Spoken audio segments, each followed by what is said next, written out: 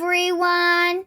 Today the Bookworms are going to be reading the second part of the book called The Giraffe and the Pelly and Me, written by Roald Dahl, illustrated by Quentin Blake. Let's get into the book! With that, the famous window cleaning gang sprang into action. The monkey jumped down from the giraffe's back and turned on the garden tap. The pelican held his great beak under the tap until it was full of water. Then, with a wonderful springy leap, the monkey leaped up once again onto the giraffe's back. From there he scrambled, as easily as if he were climbing a tree, up the long neck of the giraffe until he stood balancing on the very top of her head. The pelican remained standing on the ground beside us, looking up at the giraffe. "We'll do the top floor first," the giraffe shouted down. "Bring the water up, please." The Duke called out, "Don't worry about the top 2 floors. You can't reach them anyway." "Who says we can't reach them?" the giraffe called back. "I do," the Duke said firmly, "and I'm not having any of you risking your silly necks around here." If you wish to be friends with a giraffe, never say anything bad about its neck. Its neck is its proudest possession. "What's wrong with my neck?" snapped the giraffe. "Don't argue with me, you foolish creature," cried the Duke. "If you can't reach it, you can't reach it, and that's the end of it. Now get on with your work." "Your Grace," the giraffe said, giving the Duke a small superior smile, "there are no windows in the world I cannot reach with this magical neck of mine." The monkey, who was dancing about most dangerously on the top of the giraffe's head, cried out, "Show him, Giraffe! Go on and show him what you can do with your magical neck."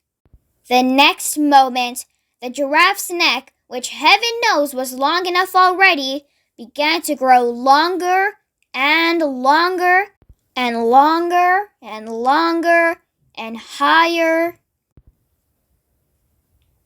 and higher and higher, until at last the giraffe's head with the monkey on top of it was level with the windows of the top floor. The giraffe looked down from her great height and said to the Duke, "How's that?"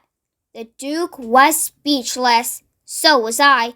It was the most magical thing I had ever seen, more magical even than the pelican's patented beak. Up above us, the giraffe was beginning to sing a little song, but she sang so softly I could hardly catch the words. I think it went on something like this. "My neck can stretch terribly high, much higher than eagles can fly. If I venture to show just how high would go, you'd lose sight of my head in the sky." The pelican, with his huge beak full of water, flew up and perched on one of the top floor windowsills near the monkey.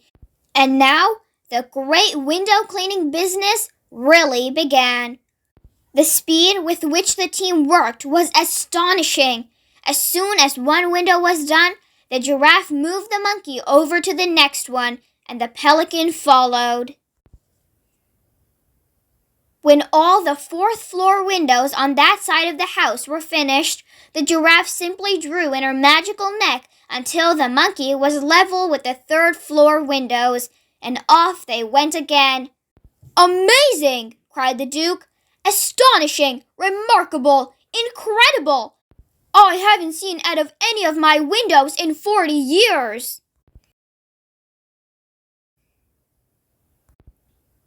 Now I shall be able to sit indoors and enjoy the view." Suddenly, I saw all 3 of the window cleaners stop dead in their tracks. They seemed to freeze against the walls of the house. None of them moved. "What's happened to them?" the Duke asked me. "What's wrong?" "I don't know," I answered. Then the giraffe, with the monkey on her head, tiptoed very gingerly away from the house and came towards us.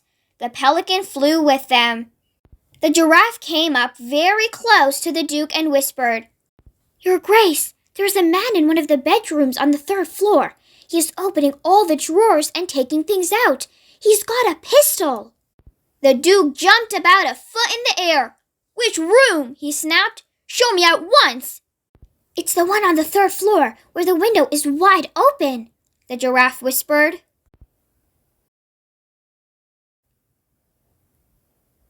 My Gad! Cried the Duke.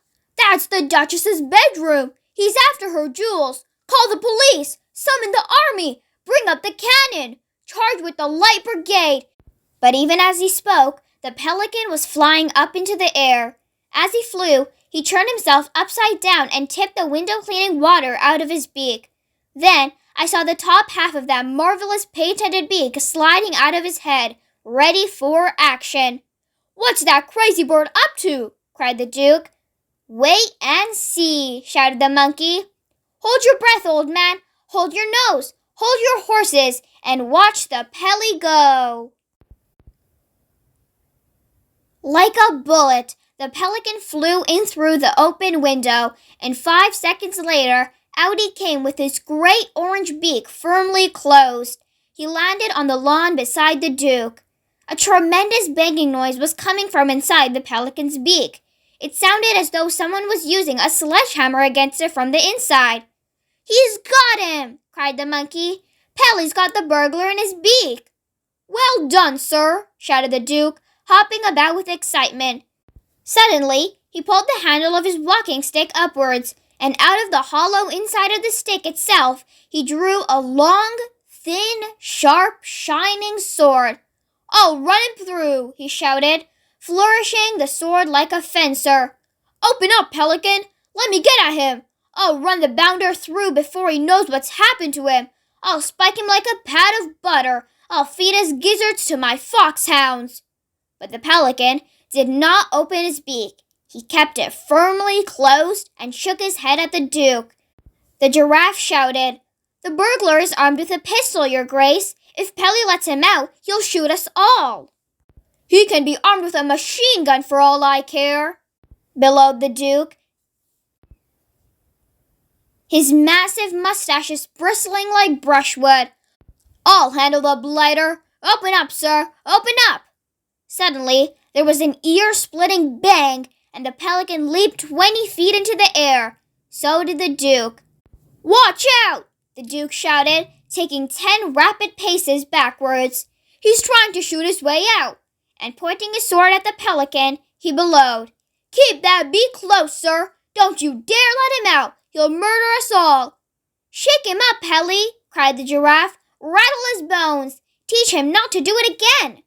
The pelican shook his head so fast from side to side that the beak became a blur, and the man inside must have felt he was being scrambled like eggs. Well done, Pelly, cried the giraffe. You're doing a great job. Keep on shaking him so he doesn't fire that pistol again.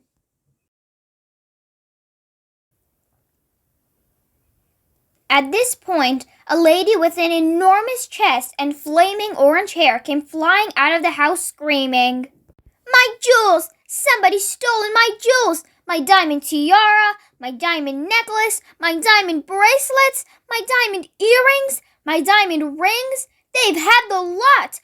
My rooms have been ransacked! And then this massive female, who 55 years ago had been a world-famous opera singer, suddenly burst into a song. My diamonds are over the ocean. My diamonds are over the sea. My diamonds were pinched from my bedroom. Oh, bring my diamonds back to me. We were so bowled over by the power of the lady's lungs that all of us, except the pelican, who had to keep his beak closed, joined in the chorus. Bring back, oh, bring back my diamonds to me, Bring back, oh, bring back my diamonds to me. Calm yourself, Henrietta, said the Duke. He pointed to the pelican and said, This clever bird, this brilliant burglar-catching creature has saved the day. The bounder's in his beak. The Duchess stared at the pelican. The pelican stared back at the Duchess and gave her a wink. If he's in there, cried the Duchess, why don't you let him out? Then you can run him through with that famous sword of yours. I want my diamonds. Open your beak, bird. No, shouted the Duke. He's got a pistol. You'll murder us all!" Someone must have called the police, because suddenly no less than 4 squad cars came racing toward us with their sirens screaming. Within seconds, we were surrounded by 6 policemen, and the Duke was shouting to them, "The villain you are after is inside the beak of that bird. Stand by to collar him." And to the pelican, he said, "Get ready to open up. Are you ready? Steady. Go! Open her up!" The pelican opened his gigantic beak, and immediately the policemen pounced upon the burglar who was crouching inside. They snatched his pistol away from him and dragged him out and put handcuffs on his wrists. "Great Scott!" shouted the chief of police. "It's the Cobra himself!" "The who? The what?" everyone asked. "Who's the Cobra?" "The Cobra is the cleverest and most dangerous cat burglar in the world," said the chief of police. "He must have climbed up the drain pipe. The Cobra can climb up anything." "My diamonds!" screamed the Duchess. "I want my diamonds! Where are my diamonds?" "Here they are!" cried the chief of police, fishing great handfuls of jewelry from the burglar's pockets. The Duchess was so overcome with relief that she fell to the ground in a faint. When the police had taken away the fearsome burglar known as the Cobra, and the fainting Duchess had been carried into the house by her servants, the old Duke stood on the lawn with the Giraffe, the Pelican, the Monkey, and me. "Look!" cried the Monkey. "That rotten burglar's bullet has made a hole in poor Pelly's beak." "That's done it," said the Pelican. "Now it won't be any use for holding water when we clean the windows." "Don't you worry about that, my dear Pelly," said the Duke, patting him on the beak. "My chauffeur will soon put a patch over it the same way he mends the tires on the rolls. Right now, we have far more important things to talk about than a little hole in a beak."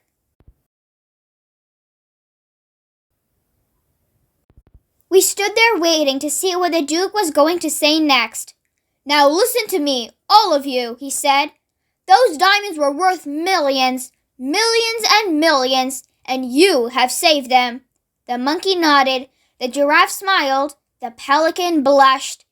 "No reward is too great for you," the Duke went on. "I am therefore going to make you an offer which I hope will give you pleasure. I hereby invite the Giraffe and the Pelican and the Monkey to live on my estate for the rest of their lives.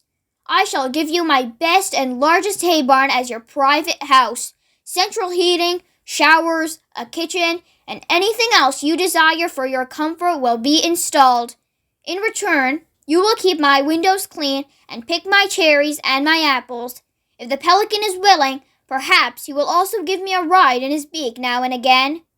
"A pleasure, your Grace," cried the Pelican. "Would you like a ride now?" "Later," said the Duke. "I'll have one after tea." At this point, the Giraffe gave a nervous little cough and looked up at the sky. "Is there a problem?" asked the Duke. "If there is, do please let me hear it." "I don't like to sound ungrateful or pushy," murmured the Giraffe, "but we do have one very pressing problem. We are all absolutely famished. We haven't eaten for days." "My dear Giraffe!" cried the Duke. "How very thoughtless of me! Food is no problem around here." "I'm afraid it is not quite as easy as all that," said the Giraffe. "You see, I myself happen to be—" "Don't tell me," cried the Duke. "I know it already. I'm an expert on the animals of Africa. The moment I saw you, I knew you were no ordinary giraffe. You are the geranius variety, are you not?" "You are absolutely right, your Grace," said the Giraffe. "But the trouble with us is that we only—" "You don't have to tell me that either," cried the Duke. "I know perfectly well a geranius giraffe can eat only one kind of food. Am I not right in thinking that the pink and purple flowers of the Tinkle Tinkle tree are your only diet?" "Yes," sighed the Giraffe, "and that's been my problem ever since I arrived on these shores." "That is no problem at all here at Hampshire House," said the Duke. "Look over there, my dear Giraffe, and you will see the only plantation of Tinkle Tinkle trees in the entire country." The giraffe looked. She gave a gasp of astonishment, and at first she was so overwhelmed she couldn't speak. Great tears of joy began running down her cheeks.